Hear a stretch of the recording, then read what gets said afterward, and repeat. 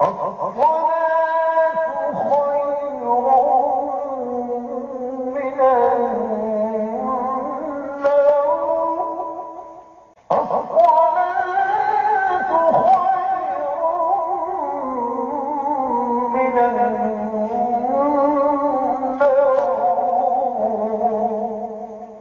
দৈনন্দিন জীবনে আল্লাহকে কিভাবে খুশি করবেন এই চিন্তার চেয়ে অন্য কোনো চিন্তাকে বেশি গুরুত্ব দেবেন না।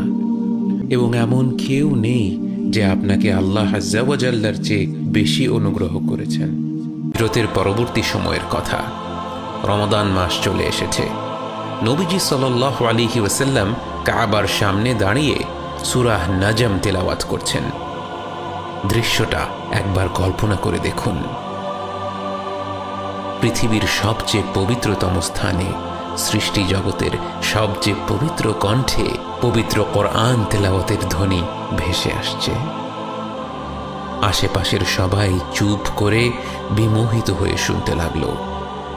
নবীজি সাল্লাল্লাহু আলাইহি ওয়াসাল্লাম তেলাওয়াত করলেন, ওয়ান-নাজমি ইযা হাওয়া মা দাল্লা সাহিবুকুম ওয়া মা গাওয়া ওয়া মা ইয়ানতিকু আনিল হাওয়া ইন হুয়া ইল্লা ওয়াহয়ুন ইউহা আল্লামাহু শাদীদুল কুওয়া ذو مرة فاستوى وهو بالأفق الأعلى ثم دنا فتدلى فكان قاب قوسين أو أدنى فأوحى إلى عبده ما أوحى ما كذب الفؤاد ما رأى أفتمارونه على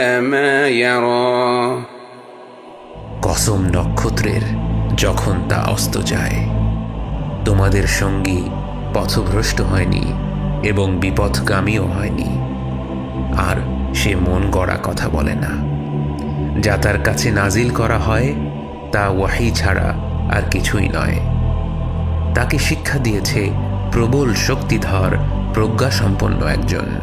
সে নিজ আকৃতিতে স্থির হয়েছিল, আর সে ছিল ঊর্ধ্ব দিগন্তে। তারপর সে নিকটবর্তী হল, অতঃপর আরো কাছে এলো। তখন সে নৈকট্য ছিল 2 ধনুকের পরিমাণ অথবা তারও কম। অতঃপর তিনি তাঁর বান্দার প্রতি যা ওয়াহী করার তা ওয়াহী করলেন। দৃষ্টি যা দেখল, মন তার মধ্যে মিথ্যা সংমিশ্রিত করল না। সে যা দেখেছে সে সম্পর্কে তোমরা কি তার সাথে বিতর্ক করবে? এভাবে করে নবীজি সাল্লাল্লাহু আলাইহি ওয়াসাল্লাম তেলাওয়াত করতে থাকলেন এবং সূরাটির শেষ পর্যন্ত তেলাওয়াত করলেন। সূরাটির শেষ আয়াতটি হল সেজদার আয়াত। সূরাটির মূল বক্তব্যের প্রভাব এতটা প্রবল ছিল এবং নবীজি সাল্লাল্লাহু আলাইহি ওয়াসাল্লামের তেলাওয়াত এত মনোমুগ্ধকর ছিল যে কাবা ঘরকে ঘিরে মুসলিম মুশরিক প্রতিটি মানুষ তার প্রতিটি উচ্চারণে বিমগ্ন হয়ে একনিষ্ঠভাবে মনোযোগ দিয়ে শুনছিল। এবং যখন তিনি সাল্লাল্লাহু আলাইহি ওয়াসাল্লাম সেজদার আয়াত তিলাওয়াত করলেন, আশেপাশের সবাই তার সাথে সাথে সেজদায় চলে গেল। সুবহানাল্লাহ, কি অপরূপ ছিল সেই মুহূর্ত।